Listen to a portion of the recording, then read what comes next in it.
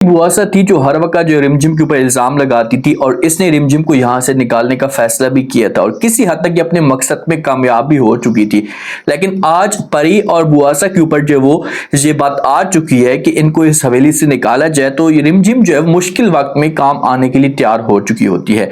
जो समीर खन्ना है ना, समीर खन्ना अब ये बड़ा फैसला करता है, सारे के सारे घर वाले जितने भी होते हैं जमा होते हैं, समीर खन्ना आकर बात करते हैं कि बस परी को और बुआसा को यहाँ से जो हमेशा के लिए निकाला जाए, इस हवेली से बेदखल किया जाएगा। तो इतने में रिमझिम जब ये बात सुनती है ना, तो रिमझिम फौरन बोल पड़ती है और रोकने की कोशिश करती है समीर खन्ना को। समीर खन्ना को कहती है कि समीर खन्ना ये आप कैसी बातें करें, ऐसा बिल्कुल भी नहीं हो सकता। आप जो वो झूठी बेबुनियाद बातों के ऊपर जो यकीन करके परी को इस घर से, इस हवेली से बाहर नहीं निकाल सकते। मुझे पूरा यकीन है कि कभी भी जो परी है ऐसा का काम नहीं कर सकती। परी बेचारी परेशान खड़ी होती है।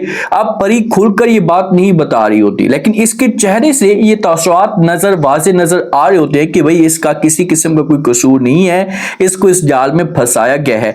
तो समीर जब रिमझिम की ये बातें सुनता है कि रिमझिम जो रोकने की कोशिश कर रही है, तो समीर कहता है रिमझिम को कि भाई राजा ने अब ये फैसला कर लिया है, राजा का जो फैसला होता है वो अटल होता है, और अब अगर तुमने कोई भी ऐसी बात की तो आपके लिए अच्छा नहीं होगा। बस हर सूरत में यहाँ से जो परी को जाना होगा और साथ में जो बुआसा को भी यहाँ से जाना होगा।